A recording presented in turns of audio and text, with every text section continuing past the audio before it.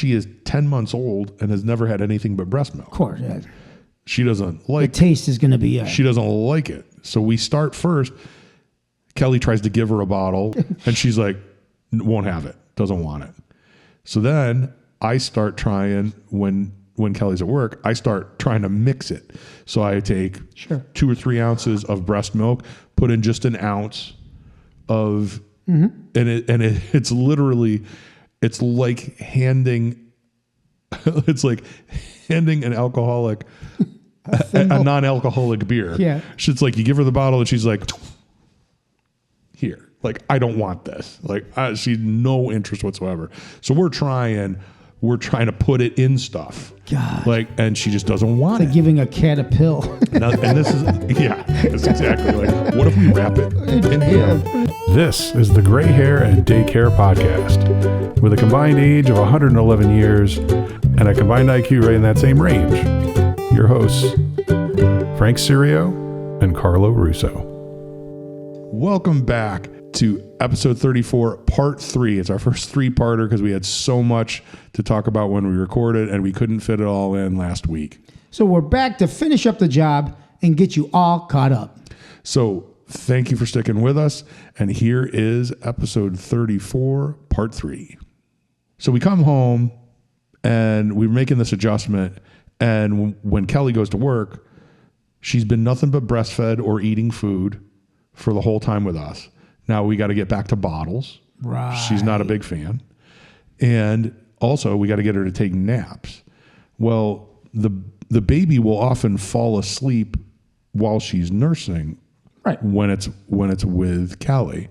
Well, she doesn't even want a bottle. Yeah. She's not nursing. So she's having a very hard time napping and eating. So to the point where one afternoon she will not go down and she gets dysregulated. So it's like 4:00. Kelly will usually get home like 6:30. So, and usually Carrie will stay until about 5. But this day I thought things were going okay. Yeah. I've got the baby. I had finished up. So I'm like, you can, take off it early. So it's 4:00. Then she just starts, she's a little grousy, a little upset. She hadn't had a nap, and I can see she's tired. She's exhausted, but she will not let herself fall asleep.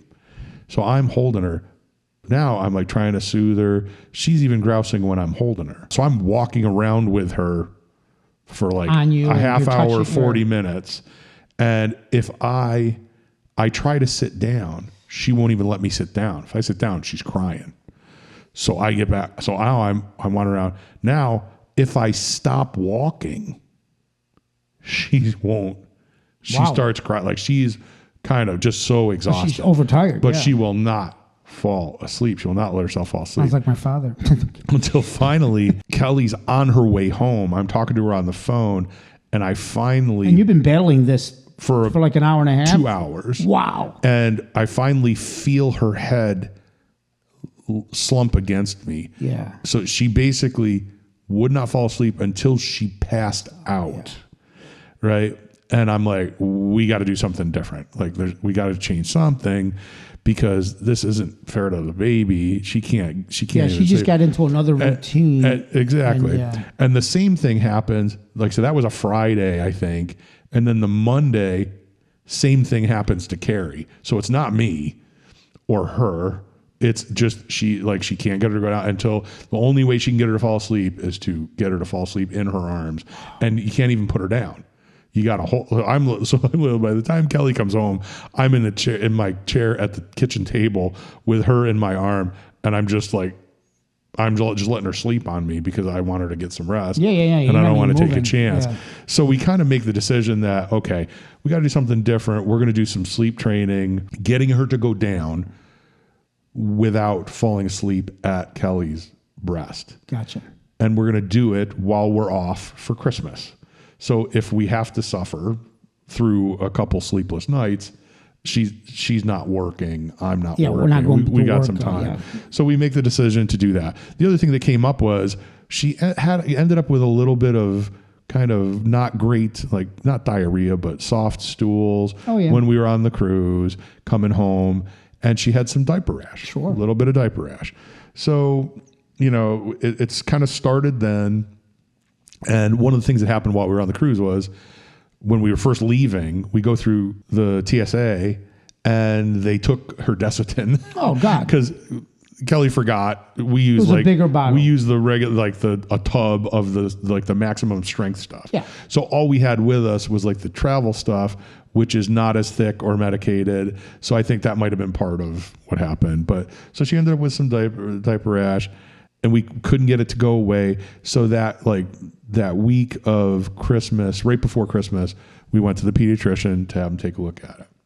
So the first thing they do when you go to the pediatrician every time, measure, weigh, they kind of triage you, and then you go see the doctor.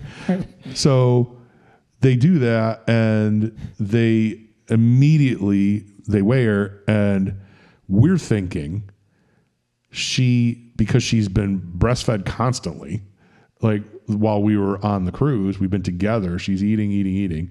Then she's been eating all kinds of food. She ate all kinds of stuff on the cruise too. So she's eating solid foods. She's getting lots of breast milk. We're thinking, oh, she's going to be up another, pound and a half, 2 pounds. No weight change. So in the 2 weeks from when we had our appointment right before the cruise to coming back from the cruise, no weight gain. And now the graph is starting to look a little. Yeah, now it goes a little further down. The doctor that we're seeing doesn't seem concerned at all. They're looking at her; she's healthy. They look at her bum, and they give us a prescription. But now Kelly's pretty worried, right? Now Kelly's thinking, okay, something's wrong because she's not gaining. Yeah, we're feeding her. She's not gaining weight immediately. She's going to love this when she's 16, 17. She can eat and not gain weight. Right. So now we're going to be off. We're going to be together, and we're going to try some new things, right? So we actually, for the first time, buy some baby food, right? Because we've been doing just whatever we eat. We're doing simple versions of that stuff, and she's been eating pretty well. But we're going to try some of that stuff, and we're doing the diaper cream that they gave us, and it seems to be improving a little bit. Oh, she had it heavy, huh? They had to give her a prescription. Wow. Yeah, and it was really, you could tell it was hurting her. Don't miss any of the fun. Subscribe to this show on YouTube, like this episode, follow us on Facebook, Instagram, TikTok, or give us a 5-star review on Apple Podcasts or wherever you listen. So we got the trees trimmed, we got everything set. I normally, if I'm cooking a holiday meal, I usually do as much of it as I can ahead. Yeah. And we'll bake and we'll do other stuff. We'll bake, sweets and stuff. But again, with the baby, things changed. You don't. There's no time. Right. There's just no time. Especially when you're dealing with something with the baby. Yes. On top of that. So there is that. So the other thing was, I would never roll the dice on a new recipe for a holiday meal. I'll always try it out ahead of time. Yep. So I had picked out a bunch of recipes I was going to do. I didn't know any time trying them. So I was a little nervous with a couple, but it was all new recipes I was going to do for Christmas Day. Christmas Eve, I had to read at Christmas Eve Mass.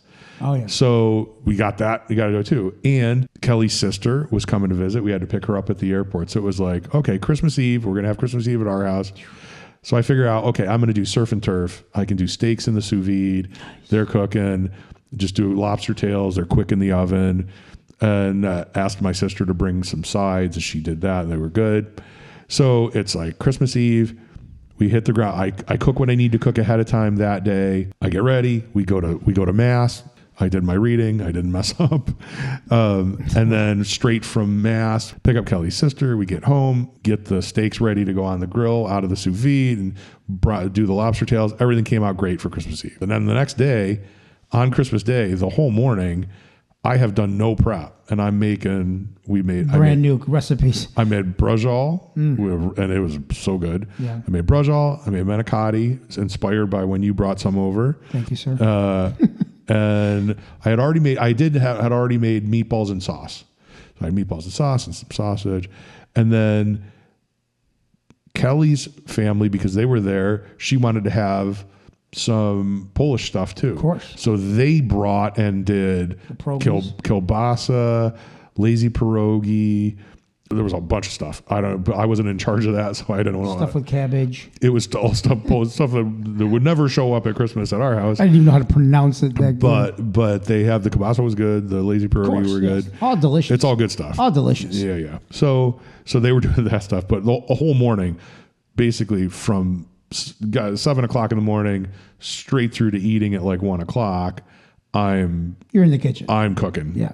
But luckily everything came out great. I was very pleased. All the recipes that were new worked out very well. Yeah. So I was super happy. Did you rope the Brajal, or did you This is how I did the Brajal. Okay. What I was very happy about was Wegmans had flank steaks that were already kind of filleted, nice and thin. They were ready for it. So I didn't even have to really pound them out. Pound it, yeah. But what I did was I did that. So you had the meat. Then I did a little bit of olive oil. Mm-hmm. Then Genoa salami. Mm-hmm. Then I made a stuffing of pine nuts, Parmesan, Romano, and breadcrumbs. Okay. Spread that on. Then a slice of provolone cheese. And then a whole hard-boiled egg. Roll it all up. So everybody got their own Brajal. Instead of slicing, everybody got their own, which I had never done. But my mom would always make the whole roll and slice it. Sushi. But I did that, and then I cooked them, brown them, and then I cooked them in the sauce for 7 hours. 7 hours. Oh my God. They were just melt in your mouth. Fantastic. It was incredible. But that whole thing, so I have that. Then manicotti, a beef and cheese filled manicotti. It was a Giada de Laurentiis recipe. Of course. That's heavy. So did you rope the? Oh yeah, I had to tie him. I tied it both ways, like a little present. A little present. It's perfect, because with the egg in there. Yeah. But they were absolutely fantastic. But just the Brajal is a whole hard boiled egg, a slice of provolone, 3 slices of salami. It's by itself. Yeah. So, but it's so freaking good. Oh my! It was so good. And I will make, and my sauce was fantastic. I was very very happy. So that was all good. And what I really enjoyed was, once dinner's over, I'm done, and I spent the rest of the afternoon just having fun with the baby. That's awesome. And it was just a wonderful Christmas. It was nice to see her. See the baby, get to spend time with her aunties. Mm-hmm. She had got to spend more time with Kelly's sister, and they really got on. You could tell there's a lot of, when you see the baby with Kelly's brother, David, you can tell she's like, you're like man mommy, right? Like they resemble each other. But her sister, they have a very strong resemblance. Confused the heck out of the baby. So she's like, oh, okay, new mommy. So she had fun. Mommy, you changed your clothes real quick. Yeah, mommy. So it was great. We had a very, very nice Christmas. That's fun. So we get presents. So Kelly's cousin had her baby Armand, who we have mentioned, like a month before. Yep. Baby Josie. So she sent some presents, and it's interesting. She always sends stuff that baby Armand likes. And inevitably, baby Josie wants nothing to do with the toys. Gotcha. Like the first thing that she sent was this thing. It's really cute. Mm-hmm. It's like looks like a cactus.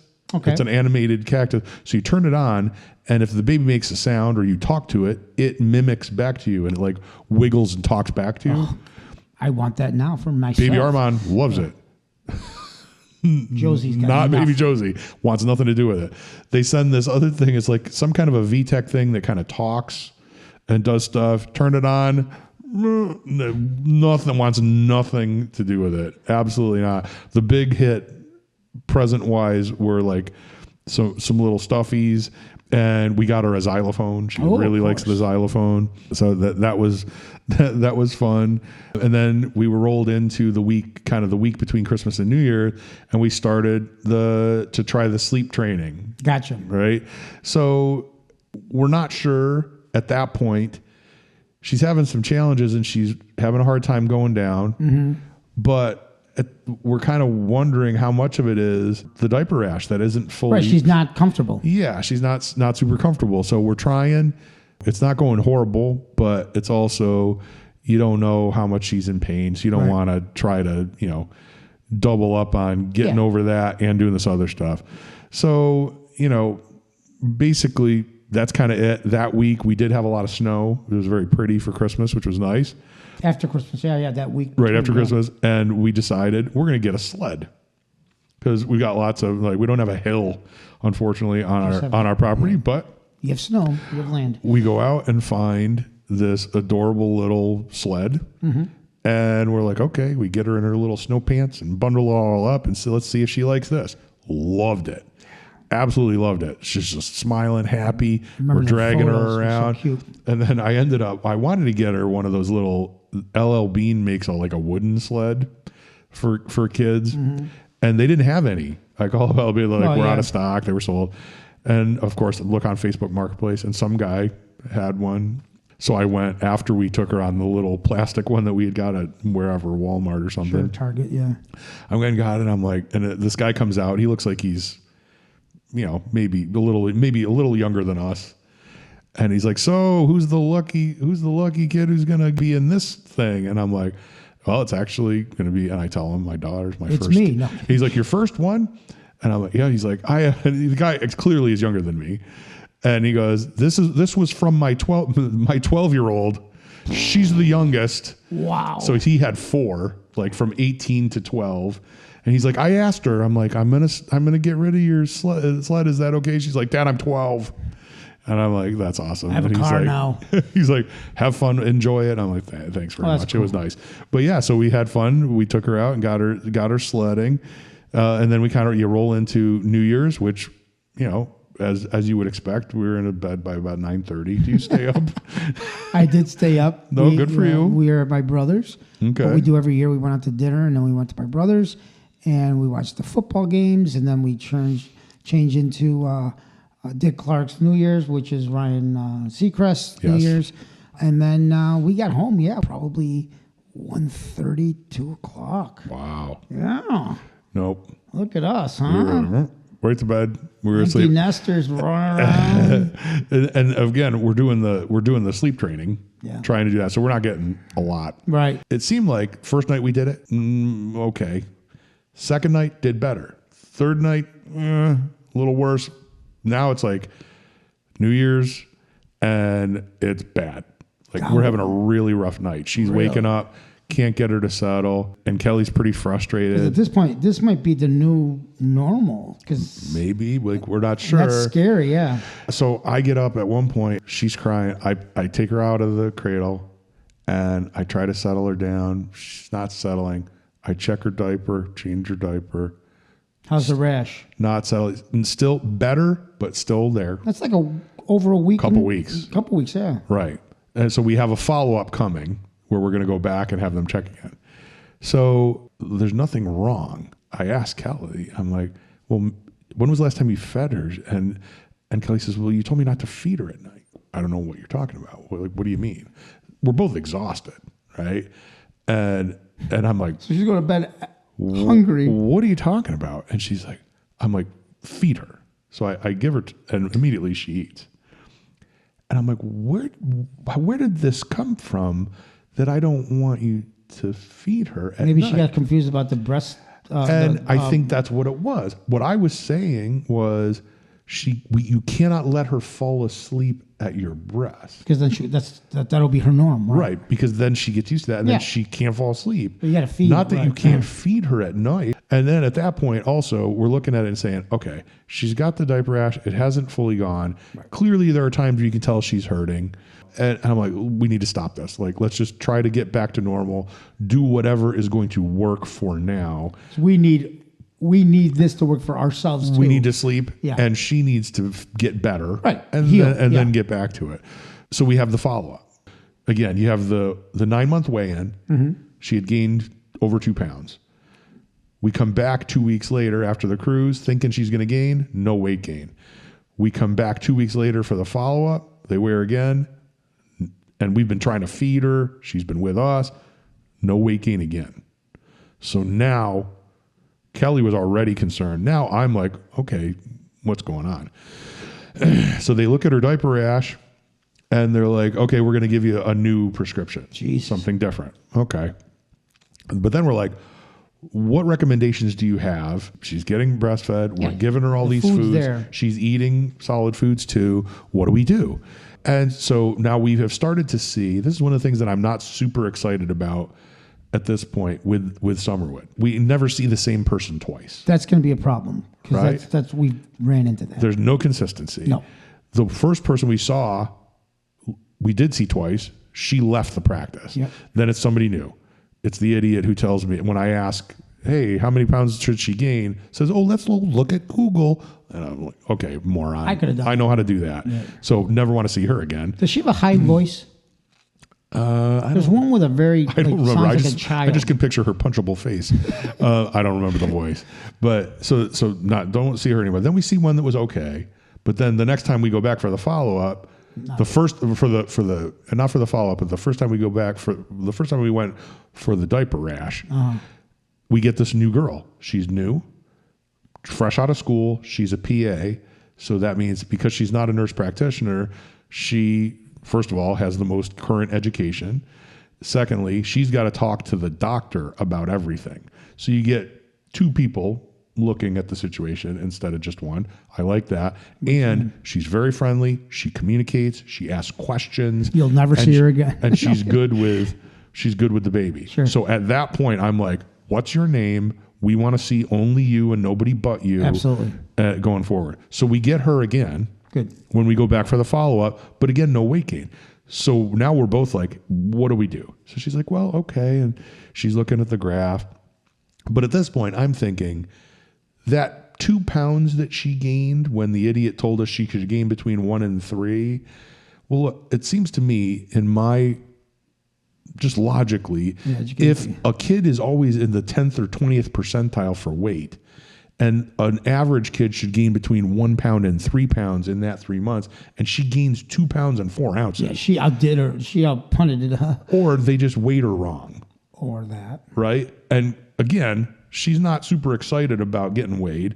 Gotcha. And she's always grabbing the thing that they measure her with. It could have been a false It's reading. hard to get a good reading. Sure. So I'm thinking probably maybe she gained 1 pound and 4 ounces, or maybe she gained maybe less, or maybe then now she's the 2 weeks later she had gained weight, but it didn't look like it because of the. But now since the last time she still hasn't. Gotcha. So I'm a little there's still a period something of that going she's not on. right. Now she doesn't look scrawny. She's healthy. No, not at all. Everything else is good. Yeah. But we're asking, like, okay, what should we do? She goes and talks to the doctor. She comes back in and says, the doctor says sometimes by this time, with breast milk, the protein starts to comes down, and you should probably start doing some formula. So they give us samples of all this formula. I'm like, okay, great. Any other suggestions? No, just keep up with the foods. So we get in the car and I'm like, well, I think what we need to start doing too is we're giving her like simple stuff. We're giving her, healthy foods, but she tends to like the low calorie stuff. She likes fruit and she likes strawberries and she likes veggies, and she's not as excited about the meat. My kids did the same thing. Broccoli was eggs, not so much. So I'm like, well, here's what we need to do. All the stuff that she likes needs to get cooked in butter and olive oil. Get the broccoli and put chocolate over it. Well, yeah, or like I'm like olive oil on everything, butter on everything. Our dream. I start doing stuff like that, right? Oh, you're making the oatmeal with water. Let's make it with heavy cream, right? God. And of course, she starts eating that stuff because it's delicious now. Well, also like with the butter, we can't use any salt, but the butter's got a little salt in it. It makes it taste better. She's like, absolutely. Kelly made hummus, and she makes hummus. She does garlic, the chickpeas, mashes it all up, and puts some seasoning in it. Sure. And she's like, well, how can we make this better? I'm like, butter, whip it. She says better. You say more fatter. Yeah. Yeah. So we started with that stuff, but we also start trying to give her formula. Well, she is 10 months old and has never had anything but breast milk. Of course, yeah. She doesn't like the taste is going to be. She doesn't like it. So we start first. Kelly tries to give her a bottle with butter, and she's like, won't have it, doesn't want it. So then I start trying when Kelly's at work. I start trying to mix it. So I take 2 or 3 ounces of breast milk, put in just an ounce of, it's literally, it's like handing an alcoholic a non-alcoholic beer. Yeah. It's like you give her the bottle and she's like, here. Like, I don't want this. Like, she's no interest whatsoever. So we're trying to put it in stuff. God. Like, and she just doesn't want Like it. giving a cat a pill. And this is, yeah, it's exactly like, what if we wrap it in ham? Yeah, put it in tuna fish, So she not doing it. So eventually Kelly's like, okay, I'm going to call and see what they say. So she calls, and the nurse that answers phone calls, I guess, calls back. And I'm there, happen to be there for the conversation. And Kelly's like, well, we've been trying this and that, but and she tells her everything we did. And she's like, I'm not surprised. That was stupid. Who said this? The nurse says, I'm not surprised. That was stupid. We never should have told you to do that. She's not going to like the formula. It tastes It's awful. such a different, yeah. She's just like, just keep trying to get her to take as much breast milk as possible. So now I'm starting to really lose confidence with Summerwood because here we are. The doctor is the only doctor there. It's the main guy. He's the one telling us to do this. And somebody who works for him is like, oh no, he's a clown. Yeah, I'm going to override this clown. Right. And so I don't like that. That's weird. But since then, I'm trying to just be creative, right? Like, she loves strawberries, but she doesn't want to eat the yogurt. Well, just mix up the stuff that she likes with the stuff that she doesn't like, and she eats it. Right. Also, we have been very dedicated with the baby-led weaning, where we let her eat. So she's feeding herself. Right. And now I'm like, oh no. I'm like, so we'll give her stuff, and then eventually most of it's not going in. So I'm starting to like it needs to go in your mouth. Putting it on my finger. Hey, she opens up and I give it to her. It's always cute. Like, she's feeding herself, but then there's no food going in the mouth. It is good. Like, you can see need to know her dexterity has come a long way, and she's doing it. But now there's no messing around, right? Like, we gotta start getting her to eat. So I'm like, I'm doing the same stuff. I'm like, okay, I found this, and you should try this. This recipe I saw online. Some Michelin-star chef. Everyone should try this. It's fantastic. Came up with the easiest, best omelet you will ever make. Oh, please talk. It is fantastic. I love Take an egg, a heaping tablespoon of mayonnaise, plop, a little bit of butter, of course, whisk it together, sure, put it in a little ramekin, love ramekin. 40 seconds in the microwave on high. Okay. Take it out, put a plate over it, flip it out. Cheesecake. It is the fluffiest, most perfect omelet you have ever had. Because the mayo. Yep, that's what it is. Mayo. It's the mayo. It is fantastic. So I'm like, we're going to do one. I tried one of those. It came out a little bit runny at 40 seconds with my microwave. I flip it over. I just did the 40 seconds because I got to let it cool down. Comes out pretty hot. Dice up some tomato because she loves tomato. Throw it on there. She has never liked eggs no matter how we did it. Fried, poached, hard boiled, never liked that. Ate a third of it. So we got an egg, mayo.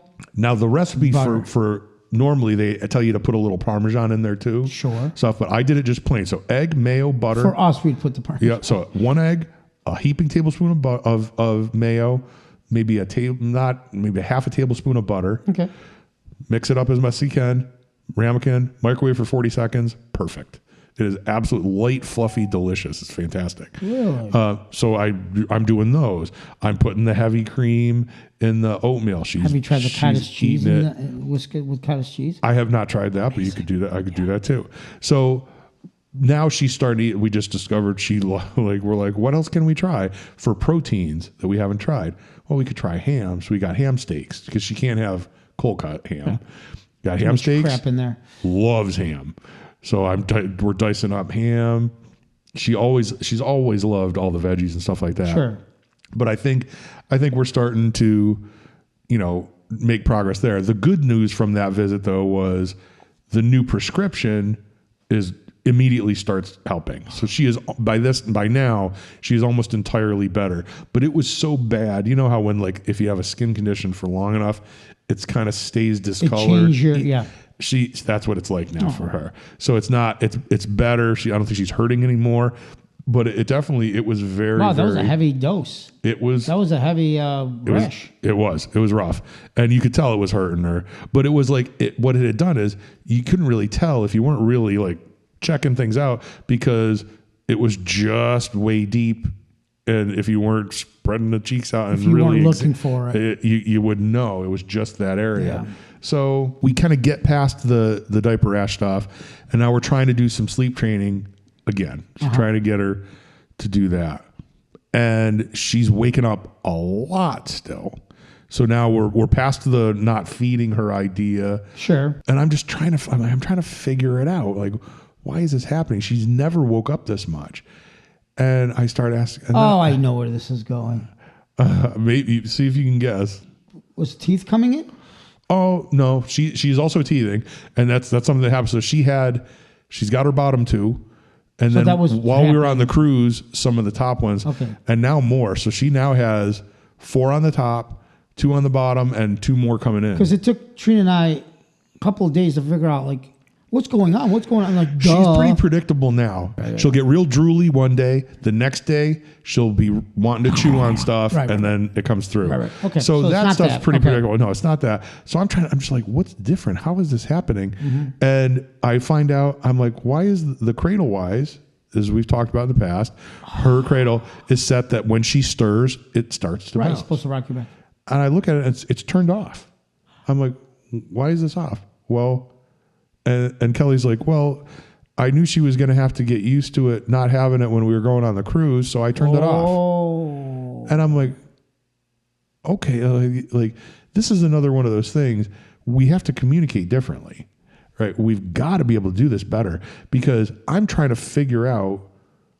I don't even know what variables have changed. Right, yeah. And I'm So trying, you can't fix something you don't even know because where. when she will. So sometimes what will happen with Kelly is she will make changes, and then when things are going wrong, she looks at me like, "How can we figure this out?" And then I don't know.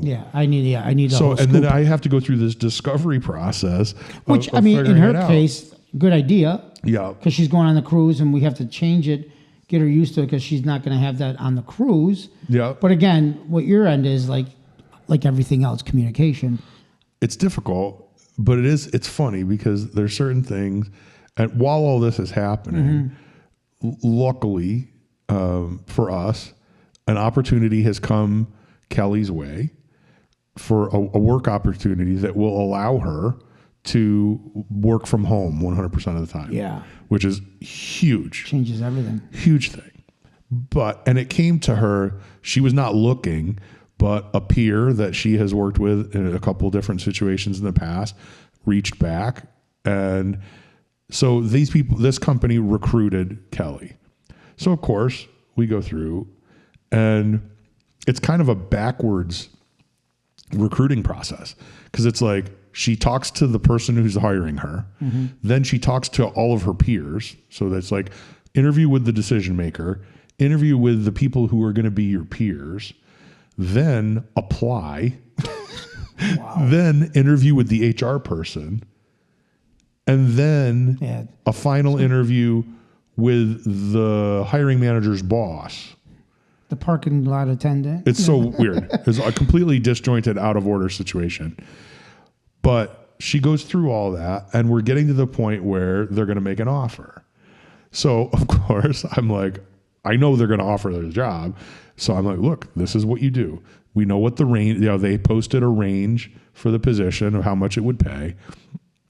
And there's a bonus involved and stuff like that. So I'm just like, look, whatever they say, because Kelly is earnest in many ways. So I think she sees negotiation like that as uncomfortable. And I think generally women are less likely to be aggressive in negotiations like that. So I'm like, look, might as well, look, you're going to make this move. You take the job, even if it was the same pay or less pay, because of the advantages, but they don't know that. Right. And why not just get every penny you can? Absolutely. Right. So I'm like, okay, here's what you do. When they make the offer, whenever that happens, Laugh in their face. No. you've already told them what you want. And we asked for like the top of the scale. Sure. You told them what you want. If they say anything but that number, all you say is, that's unfortunate. How soon do I need to get an answer back to you? And say nothing else. Yeah. He who speaks first Retail loses. 101. That's it. Yeah. Okay. So she calls me the other day and says, while all this other stuff is going on with the baby and the usual typical life stuff, she says, oh, well, I got my offer. I'm like, okay, what was it? And it's like, 25 grand under the ask. And I'm like, what did you say? I'm like, wow, what did you say? Oh, I said what you said to say. And I'm like, what did you say? And she says, well, I said, is there any wiggle room there? Because I've been clear. And I'm That's like, nothing what you said. and I'm like, so she gets home and I'm like, let's role play this out. Make that offer to me. And she does. And I say, well, is there any wiggle room there? And she's like, I'm like, now say it to me again. And then I say what I told her to say. Right. It's like, how do those feel, those two? And she's like, yeah, you're like, okay. So she didn't listen. She tried, but didn't do it. That's funny. But now it's like, now she did push back a little. So they come back via text with a counter. Okay. And I predicted almost exactly what they were going to counter. I'm like, they're going to give you a token, this amount of money. There's going to be a percentage. And that's it. And that'll be it.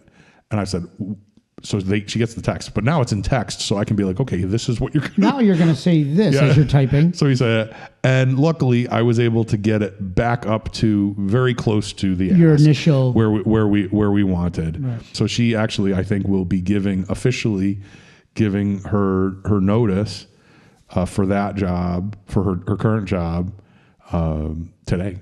But of course she's going to give them a lot of notice. Like it'll be a couple months before we switch. Wow. But so there was that all going on as well. So lots has happened. So the family is working at home for 90%. I mean, I know you go a little here and there. Yeah.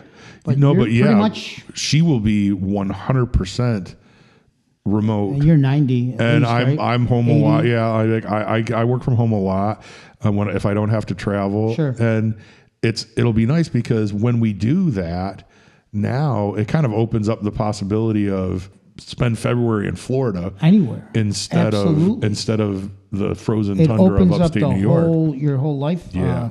It does. Plan. It does change things a lot. So, but mostly just the fact that it's going to get her 5 hours of commuting.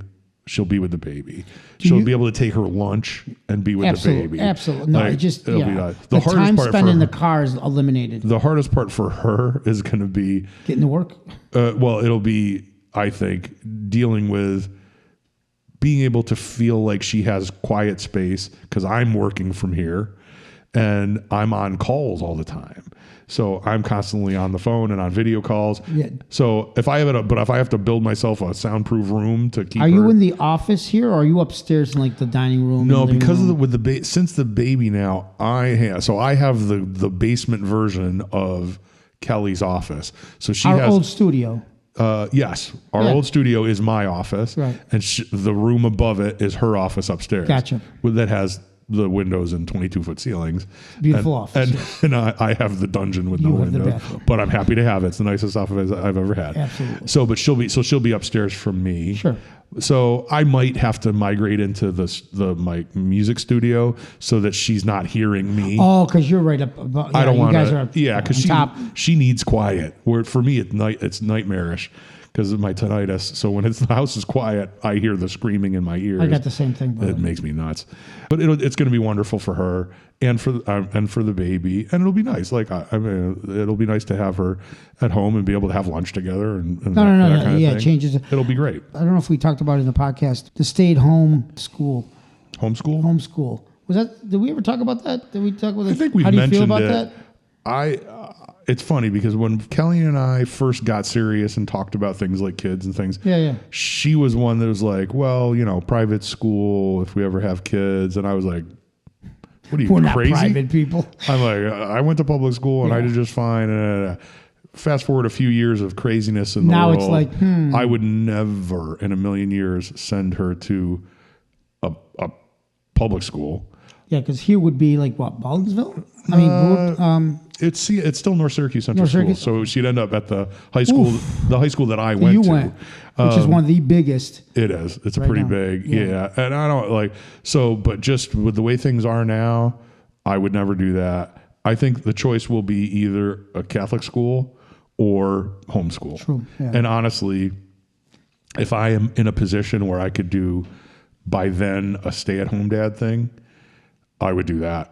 in a heartbeat. I'd rather be a stay-at-home dad and homeschool her myself. Oh God, yeah. Than have her do that. Well, you might have that opportunity, my friend. I hope. I would love it. I that is best thing I ever did in my life. That is when I was a stay-at-home dad. What you got to do. I mean, that's the best thing. It was good timing on a lot of things, but it's something that I always till this day look back and go, oh my God, I spent so much time with my kids that I would have probably, and I know I did years with Natalie being in retail that I missed. Yep. No, that's so priceless. When I had Nicholas. That's priceless. Yeah. Absolutely. No, I would love to be able to do that. So you never know. I would love for it to be that we both don't have to. I would love to make that happen. That might happen. You never know. You never know, buddy.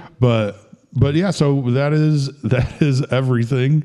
We've covered a lot of ground. It was fun to catch up on everything. I think I hit on all of the fun stuff. Hopefully she's not in high school the next time we get together. We're not going to do that. We're going to get back on. We're coming up on her birthday will be, I think, the beginning of season 2. Ooh, that's a good like mark. For us.